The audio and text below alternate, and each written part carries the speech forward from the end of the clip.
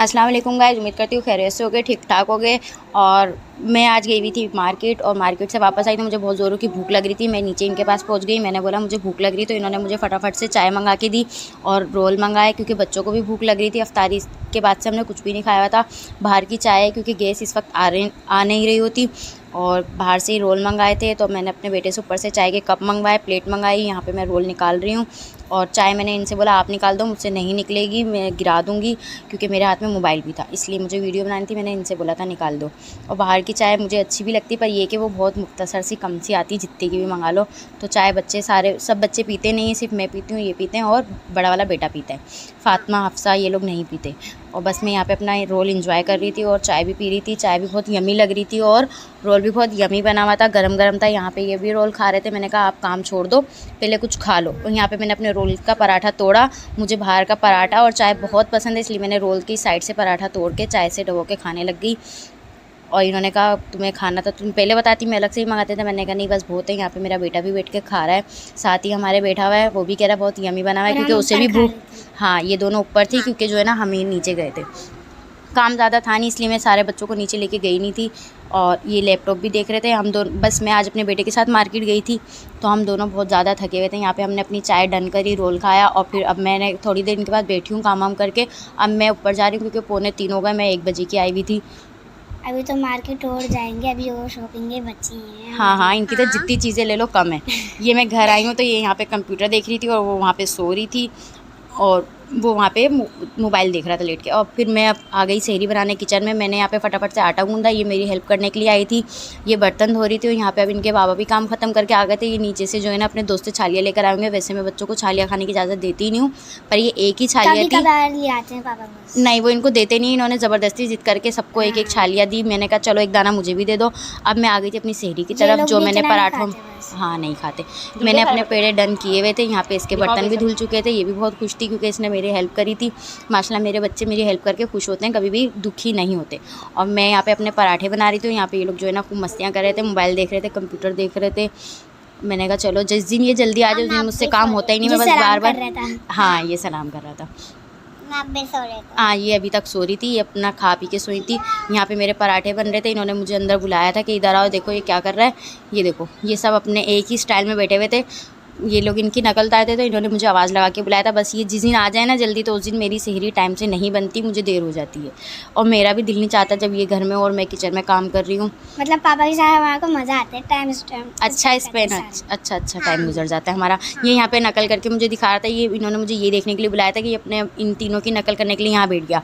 और as usual मैं इन लोगों के पास आई हूँ और मैंने गैस नहीं बंद करी, हमारे तवे पे लग गई थी आग। और मैंने यहाँ पे बच्चों को डराया, मैंने कहा देखो घर में आग लग गई, पर वो तवे पे आग लगी थी क्योंकि गैस बहुत तेज़ हो गई थी। यहाँ फाइनली मेरे पराठे डन हो चुके थे। और यहाँ पे जो है ना मैंने आज बच्चों की फरमाइश की बनाई थी मुर्गी की कलेजी, जो कि बहुत यमी, बहुत टेस्टी बनी थी। और मैंने यहाँ पे जो है ना प्याज को लाल करके टमाटर के अंदर सारे मसाले डाल दिए थे जो घर में होते हैं, नॉर्मली मसाले वो डाले थे। और कलेजी इतनी यमी बनी हुई थी ना, सब ने खाई थी बहुत शौक़ से। यहाँ मैं एक तरफ अपनी कलेजी की भुनाई कर रही थी इस मसाले की, और दूसरी तरफ मेरी फेनी बन रही थी। और मैं दोनों काम एक साथ देख रही थी। और किचन कमरे में ये लोग जो है ना अपना मोबाइल वगैरह देख रहे थे। मैं इन लोगों को कहती यहाँ आ जाओ, मुझे नमाज़ भी पढ़नी है। और यहाँ मेरी कलेजी, मुझे मुर्गी की कलेजी बहुत पसंद है और मेरे बड़े वाले बेटे को बहुत ज़्यादा पसंद है। और यहाँ पे मेरी फेनी भी तैयार होती। जल्दी से मैंने कलेजी को जो है ना मसाला लगा के, मसाले की अच्छी से भुनाई करी। ज़्यादा भुनाई इसलिए नहीं करती क्योंकि मुझे इसी मसाले में कलेजी को गलाना था। तो मैंने बस अब कलेजी की भुनाई करके अब मैंने इसे दम पे छोड़ दिया था। दम पे छोड़ने के बाद मैंने फिर इसे 5 मिनट का दम देने के बाद मैंने इसमें दही डाल दी थी। दही हमेशा हल्की आंच में डालती हूँ ताकि जो है ना दही फटे नहीं। और यहाँ मेरा गुड्डा मुझे तंग करने के लिए आया था, फिर मैं इसे कमरे में छोड़ कर आई हूँ। फिर दोबारा मैंने आके अपनी फेनी को देखा, कलेजी मेरी दम पे थी। अब मैंने इसका दम हटाया तो इतनी अच्छी खुशबू आ रही थी, इतनी यमी खुशबू आ रही थी कि फिर मैंने बस इसकी थोड़ी सी भुनाई करके इसमें धनिया काट के डाला। और यहाँ पे मेरी कलेजी हो गई थी डन और बहुत यमी सी खुशबू आई थी। फिर मैंने फटाफट से दस्तरखान लगवाया और दस्तरखान में सबको मैंने बोला आप कलेजी चखो और मुझे बताओ। सबसे पहले मैंने इन लोगों को दिए पराठे। या मेरा बेटा तो बहुत शौक से खाता है, इसलिए वो कह रहा था जल्दी बना लो, मुझे खाना है। पहला निवाला इसने लिया, फिर ये बैठ के रेस्ट कर रही देख रही थी कि मैं क्या करूँ। फिर मैंने अपना निवाला लिया। मैंने ये बहुत यमी थी, बहुत यमी थी। अभी मैं वो कर रही हूँ वॉइस ओवर। मेरे मुंह में अभी भी पानी आ रहा है क्योंकि मुझे कलेजी बहुत ज़्यादा पसंद है, चाहे वो मुर्गी की हो या गाय की हो।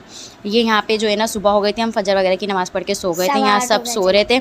आज था मेरे बच्चों का रिज़ल्ट तीनों का, तो मैंने अपनी बड़ी वाली बेटी को उठाया और किसी को नहीं उठाया, हम दोनों चल दिए रिज़ल्ट लेने। और बहुत सन्नाटा हो रहा था, मैंने कमरे की लाइट दोबारा बंद करी और मैं नीचे उतर गई और यहाँ पे आराम से कुंडी खोल दी कि किसी की नींद ख़राब नहीं हो। हम दोनों जो है ना चल दिए और यहाँ पे जो है ना हम दोनों बहुत ज़्यादा एक्साइटेड थे क्योंकि हम लोगों ने आज पता लगना था क्या है। ये मैं बिल्डिंग इसलिए दिखा रही हूँ, हमारे को बोल रहे थे कि चलो चलो बाइक पे, पर मैंने कहा नहीं हम पैदल जाएंगे, हम एंजॉय करते हुए जाएंगे। ये मैंने बिल्डिंग इसलिए दिखाई थी, हमारे ये बराबर में बिल्डिंग अभी ही तैयार हुई है, बहुत माशाल्लाह बहुत प्यारी बिल्डिंग तैयार हुई है। यहाँ पे जो है ना बहुत सारी बातें करते हुए जा रहे थे। इसे बहुत ज़्यादा, हाँ हम दोनों ही गए थे। इसे बहुत ज़्यादा टेंशन भी थी कि मेरा पता नहीं क्या होगा, क्या रिज़ल्ट आएगा। मुझे मेरे और बच्चों की भी टेंशन थी। इसकी तरफ से तो मैं वैसे ही बेफिक्र थी कि जो है ना इंशाल्लाह अच्छा ही आएगा। ये फाइनली हम स्कूल पहुंच गए थे। स्कूल का हमने गेट बजाया, अंदर मोबाइल ज़्यादा अलाउ नहीं था, तो फिर भी मैंने थोड़ी सी वीडियो शूट करी है। यहाँ पे जो है ना पहले मैंने रसीदें जमा कराई जो मुझे करवानी थी, पर्ची वगैरह, इनकी पेपर वगैरह के भी पर्ची इन्होंने दिए हुए थे कि इससे आपको रिज़ल्ट मिलेगा, वो मैंने जमा कराए। फिर हम थोड़ी देर वेटिंग पे बैठ गए, फिर अंदर हमें बुलाया गया। फिर ये फातिमा अंदर जा चुकी हैं। अंदर जाके माशाल्लाह इनके लिए क्लैपिंग हुई क्योंकि इन्होंने टीचर्स ने करी थी क्लैपिंग। हाँ वो भी टीचर्स ने करी थी क्योंकि इन्होंने माशाल्लाह पोजीशन लिए। इन्हें जो है ना इनाम मिलेगा, वो भी ईद के बाद, तो ईद के बाद। और ये 2 बच्चों का जो है ना मुझे रिज़ल्ट मिल गया था। नहीं सबको नहीं मिलेगा। हफ्सा जो है हमारी 7th आई है और मोहम्मद ने बस C बनाया है। इसने माशाल्लाह, हाँ माशाल्लाह इन दोनों ने इतना भी बना लिया, मेरे लिए ये भी बहुत है। और यहाँ पे इनकी एक्साइटेड बनने की बिल्कुल हद नहीं थी।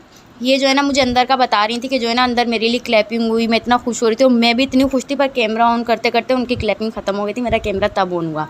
ये हम लोग बहुत सारी बातें करते हुए चल रहे थे और फातिमा की खुशी का ठिकाना नहीं था।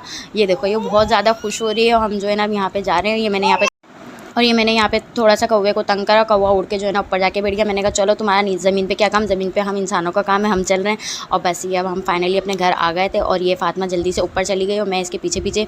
यहाँ मेरे जेठ ने मुझे रोक लिया था, वो मुझसे पूछ रहे थे बच्चे क्या है। मैंने उन्हें बताया कि बच्चे क्या हैं और उनका बेटा भी इनके साथ ही पढ़ता है, वो रिज़ल्ट लेकर आ गए थे।